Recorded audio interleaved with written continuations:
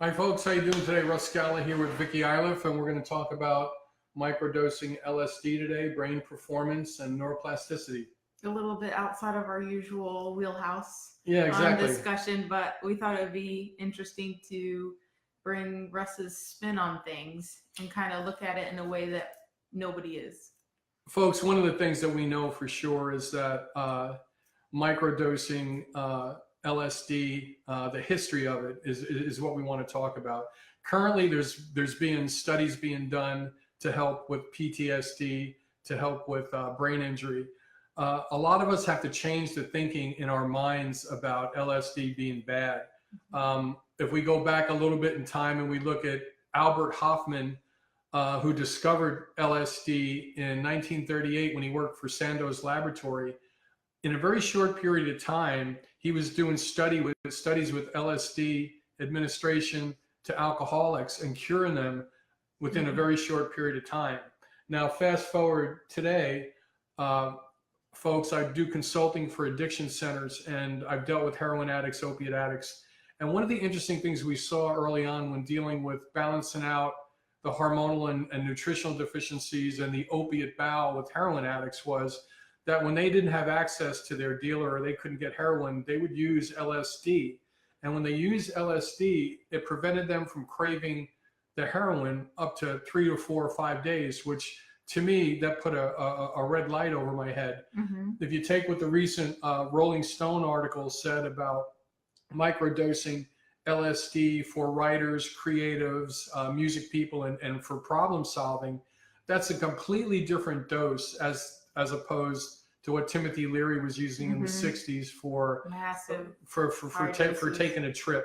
And to explain microdosing for a second, folks, if you had a grain of rice and you cut that grain of rice in 3 pieces, a microdose of 10 to 20 micrograms would be 1/3 of that grain of rice. So if you have a grain of rice and you cut it in 3 pieces, that small part would be considered a microdosage, which is what the Silicon Valley folks, it's a sub-perceptual dosing. You're not going to go on a trip, but enhances. We know that LSD now enhances brain-derived neurotropic factor, the miracle growth of the brain. It also enhances vascular endothelial growth factor, which to me is super fascinating that we haven't found this out earlier. But, you know, when we go back in history, like Vic and I always do when we do research, we go back to the shamans, to the cultures that have used psychedelics for thousands of years, and they got the dosing down perfectly. And whether they're using it in a religious ceremony or they use it to expand their mind, nobody dies. Okay, there is no drug overdose because they do it. So if you think about microdosing in the future as part of a treatment protocol, I just uploaded a dementia video. We're getting a lot of traction in Lake Nona and Winter Park on a dementia program that I just developed. You're not going to be able to even see that at the Mayo Clinic. So the dementia protocol, I could see low dose microdosing LSD at a level that works with the microbiome, the mitochondria, with nutritional and hormonal imbalances, and also using the CBD as a pro-inflammatory to knock out the inflammation response. So I think if we treat systems and we understand the current research and fMRI studies that are being done on LSD right now and psilocybin for our troops coming back from Iraq, it allows us to develop new brain tissue. It allows us to repattern some of our brain and allows certain parts of the brain, folks, to talk to each other that never talked before. Right. Now, when we study the research on people that have had bad trips, per se, they're doing way too high a dose. These psychedelic guides that are available in certain psychiatrists and psychiatrists that are having psychedelic tours by educating people, they're actually using this as a treatment protocol versus the SSRIs, Prozac, Paxil, and Zoloft. We see that the low dose microdosing of LSD is a lot safer than Prozac, Paxil, and Zoloft that can damage the prefrontal cortex over time. So by immersing ourselves in the early history of LSD when it was discovered by what was it? Albert Hofmann. Albert Hofmann, 1938, Sandoz Laboratory. That's right. We look at what Albert Hofmann did. We looked at what the shamans and the cultures did, and then we fast forward now to using the psychedelics for PTSD. I think we're going to see that a lot of folks are going to use this as part of a treatment protocol. Well, I mean, even things not as severe as PTSD, but I mean, just depression. I say just, but you know, depression, mild depression, because people, you know, ruminate negative thoughts all the time, anxiety, all those different things. It allows you, when, like you said, we use the sub-perceptual dosing, allows you to live in the moment and not, you know, cycle thoughts about the past and not trying to predict the future. You can kind of just focus on what you're really doing now. Right. And there's a lot of engineers, creative people, writers, movie producers that when they want to become very creative, they use the microdosing pattern, as Vic said. And what you do, there's a way to go about this, is that you would be in a room, you would have a coach, you would have a psychedelic guide assist you with this. You would put your problems on the wall and you would be discussing your problems on a whiteboard. Then you would go into the microdose, relax, listen to music, think about, you know, what Vic said, think about the problem solving efforts on what the problem is, whether you're talking about string theory or the Higgs boson. If it's work or it's home or it's whatever stressors, you can kind of write them down ahead of time, and like the set and setting situation. So you already go in already trying to think about, you have the doors open on those topics, and then the crosstalk with the different parts of the brain, you can come to solutions you might not have originally thought of. Right. There's a lot of researchers that say that years of counseling can be compressed down to days with using microdosing. So we know it causes new repatternization in the brain. People have used it to come up with new ideas. We know Steve Jobs used it. We know that Francis Crick, who developed the DNA double helix, used microdosing. So when it's done the right way, we're all trying to find that state of flow. Whether you're a depressed patient, you're just trying to feel better. If you're a high-level executive that's trying to solve problems, these are going to be options for us, you know, in the future. I used to hack my brain, believe it or not, when I was a paramedic responding to emergency calls, when I knew I had to get out on the scene. And those scenes, folks, like, I'll use a major auto accident as an example. I could have a 3-car auto accident with 3 people critical and 2 people that we were able to save. When you get out on a scene like that, I remember responding to the emergency call, and I would drink coffee all day long to stay ramped up. And then I would smoke a Marlboro Red, the nicotine, once I inhaled that, the nicotine from a cigarette while responding to the call, it would cross my blood-brain barrier in about 8 seconds. And then when I got out on the scene and I put my headset on, and whether I had to land a helicopter, give drugs, or walk by the dying people to go to the ones I would save, the nicotine and caffeine caused me to have a relaxed state, believe it or not, on the emergency scene. And then I would wind down the next day with alcohol, which wasn't real healthy. But I was trying to hack my brain in the 80s because seeing all that trauma, you know, it was devastating at times. So when I'm dealing with war vets right now that come back, that did a close proximity kill, which means they had to take somebody out and they pulled the trigger. That flashbulb image or that scene never goes away.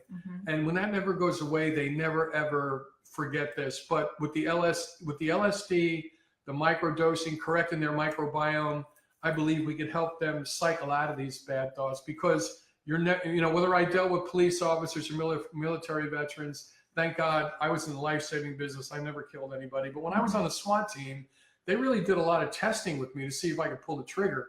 And that was hard for me to rationalize, because my whole life since I'm a kid, I was a lifesaver. Now I got to shift gears, and then I got a Sig Sauer 9mm, I got an MP5, and I got a second chance vest with a ballistics plate in it. And we were doing building entries, and I was training. I'm like, this is going to be. I know if I had to do that, it would be really tough for me to get over, even if it was a bad guy. So it seems like our society is inundated with violence, whether it's video games or or TV, whether it's Rambo or whatever. But when you really talk to somebody that's done it, when you really are in you're in an emergency scene, something happens. It's called a flashbulb image. And when you're in a traumatic event, folks, and you are there, whether you're in battle and you shoot somebody, that image bypasses the hippocampus and it locks into long-term storage. So the people that I've talked to that were in battle, you know, it's something that I think the psilocybin for the PTSD, I think the low dose, the low dosing micro LSD, you know, to microdose the LSD, I think it's going to be a tool to repattern the brain of some of these people that were first through the door, whether it's cops, firemen, paramedics, or our war veterans. Because like I said, you could see it in their eyes. They got that 5-mile stare. These guys that have did bad stuff, they're never going to forget it. And you can't rebalance their body chemistry just using Prozac. Right. Are there, you know, you talked about testing and kind of setting the patient for, you know, say the best possible outcome. Yeah, one of the things, benefits to that. Right, folks, one of the things you want to do if people are thinking about becoming a Voyager, and they call it becoming a Voyager, it sounds interesting. That sounds a little woo-woo, but yeah, I know. If you're thinking about microdosing LSD or taking a low dose trip, then you've got to be guided, and you've got some of the stuff that a lot of these gurus in the field want me to put together. They asked me if I could amplify the psychedelic experience by testing the microbiome, the mitochondrial function, and the brain chemistry neurotransmitter levels. If I could test all that before somebody microdoses or before somebody goes on a trip to solve problems or to repattern their brain, then nobody is doing sort of what I put together yet. So I'm looking at balancing nutritional and hormonal deficiency with the focus on the second brain, the microbiome, before somebody goes on a voyage or before somebody takes, microdosing. I think that way it'll be safer. The people that have had bad trips were people that have had traumas. People probably not healthy enough to probably go through the process, right? Really, exactly. And they have a lot of imbalances that could be made worse. Exactly. And there is a hormonal component to it. There is a metabolism detoxification component to it. Yeah. So, you don't want to overburden already burdened body. Right, exactly. And like I said, what we recommend is that for people that are, we have a lot of executives. I just was at a ayahuasca church in Orlando that has a line going out the door where people are using the ayahuasca for, a visual experience. I talked to the owner and what kind of results they were getting with it. I just think I want to be able to open up the door. What I see is microdosing LSD has the same stigma as steroids. When you hear steroids, everybody thinks it's bad. When you hear LSD, it still has a really bad connotation. It really has a bad connotation to it. So folks, one of the things that, I study a lot of brain injuries, and I do believe that the LSD can stimulate brain-derived neurotropic factor. In traumatic brain injury, our war vets, it can stimulate for our NFL football players with CTE. These are all advanced research studies. And what I have to pull together, folks, is everybody is compartmentalizing this data. Nobody's coming together. Like, wouldn't it be great if the NFL talked to the war veterans and we had a package where, we could study them under one roof and then have different advanced treatment protocols that look at nutritional levels, hormonal levels, mitochondrial biogenesis, and really rehab these guys the right way instead of having them use, a lot of the vets coming back are medicating themselves because they can't get these bad thoughts in their head. And what I hear from vets, cops, guys I used to work with, folks, I had two of my good friends commit suicide in the 80s while I was on the SWAT team. They're ruminating these thoughts in their head and they can't shut their brain off. I hear that a lot. They're ruminating thoughts in their head. Russ, I can't shut my brain off, man. What can you do? They end up taking sleeping pills or antidepressants, which really makes the matter worse. Right. So diving in on a cellular level, understanding what really happens on a cellular level when you microdose or when you decide to use the psychedelics in a beneficial way.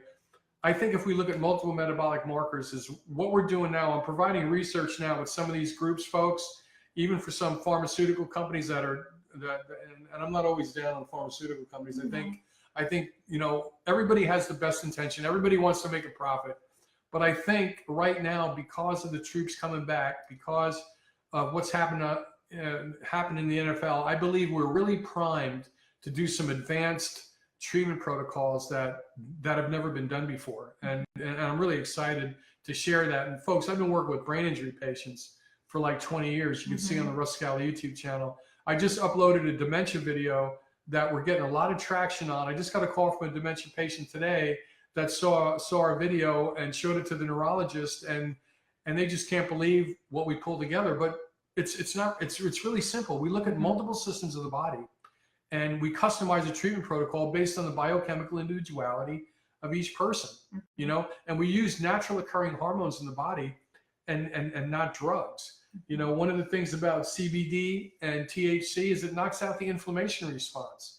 So anybody, whether they're a brain injury patient, if they use the CBD oil in combination with low dose microdosing the LSD, we may be able to stimulate neurogenesis and synaptogenesis, which, what a great tool to have. And folks, we got fMRIs now where we're tracking this data in real time now.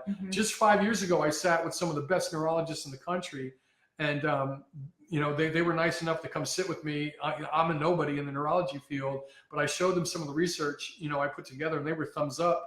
They said their practices were a little too conservative to do this advanced stuff, but at least they were taking phone calls for me. And I'm always blessed to run into the mentors that take the time to sit down with me, because, you know, a neurologist is busy.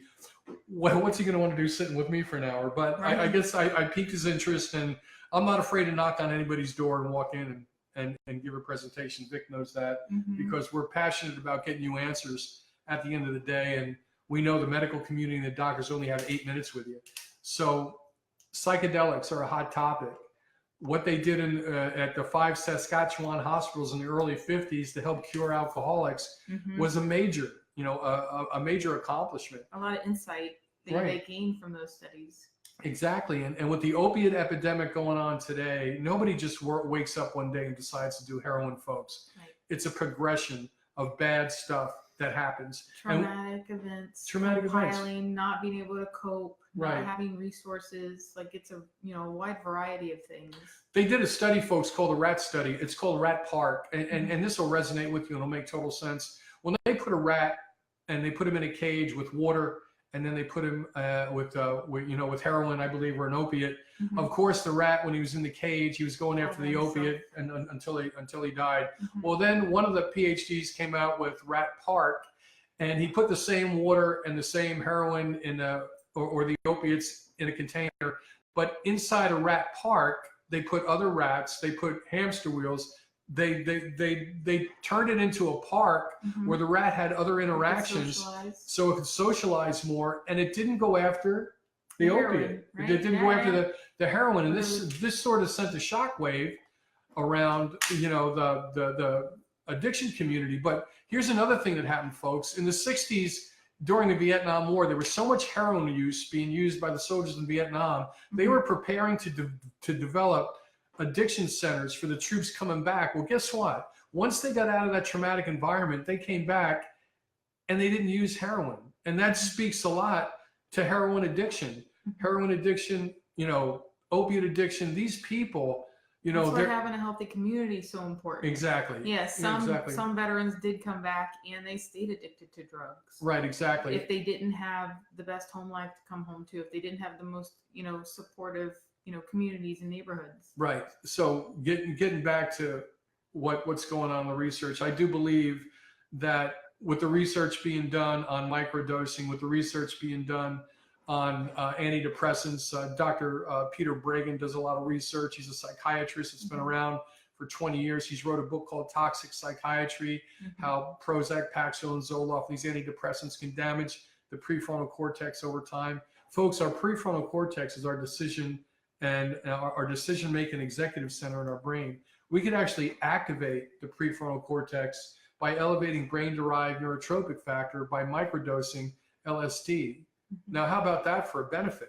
And upregulating serotonin. Yeah, exactly. It upregulates serotonin, and if you got two nerve cells here, dopamine downregulates noradrenaline. Exactly. So in between each synaptic gap, if here's two neurons, and this is the synaptic gap,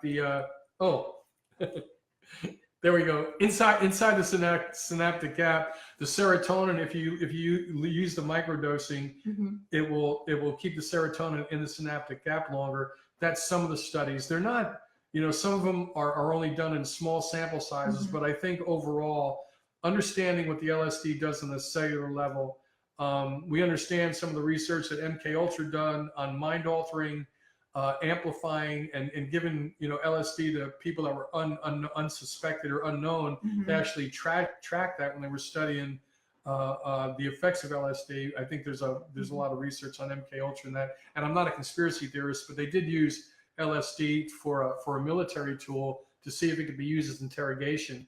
And when they gave it to unsuspected people, bad things happen. Yeah, bad things happen, because you could imagine the visual and oratory things that happened to somebody that had no idea what was going on, that they were part of an experiment. That would freak anybody out. Yeah, so folks, let's draw a line in the sand. The microdosing is about enhancing problem solving, enhancing the prefrontal cortex, using it to elevate brain-derived neurotropic factor, and then the veins and arteries that support the new brain tissue called vascular endothelial growth factor. Right? This is a vasodilator. Exactly. Yeah, I believe this is going to be a new paradigm, and Vic and I are going to continue to follow up on this with you guys. I wanted to read over some of the comments.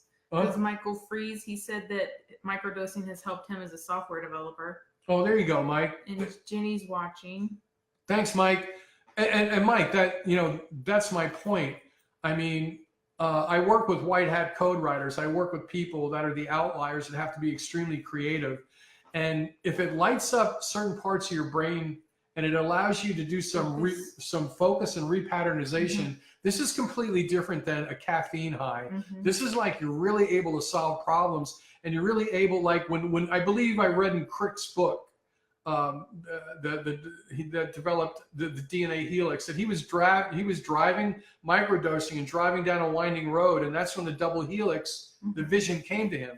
Now, I'm not saying everybody's going to have visions, but in the area when engineers have to focus, or like Mike said, you have to really drill down as a software developer. And I know those software developers, 10, 15 hours in front of the computer, banging down the Skittles and the Mountain Dew doesn't cut it. So I understand, Mike. That was a really good response. Yeah, and John Corticelli said that Albert Hoffman microdosed his entire life and lived to 102. John, I love that. I want to live to 102 and not be on a bedpan. Right? I've been in too many nursing homes that scared the shit out of me. I'm just saying. Thanks, John. I can't imagine. Cool. Yeah, exactly. Yeah. Folks, thanks for joining us. We're going to try to continue to bring new and trending information to you guys. Thanks for sharing the Russ Scala YouTube channel. We're trying to be out on the cutting edge, and we get doors shut in our face all the time. So I can't do this without you folks. I also got American Biohacker on Kindle right now, and you can check that out. So thanks so much for signing on with us. See you next time.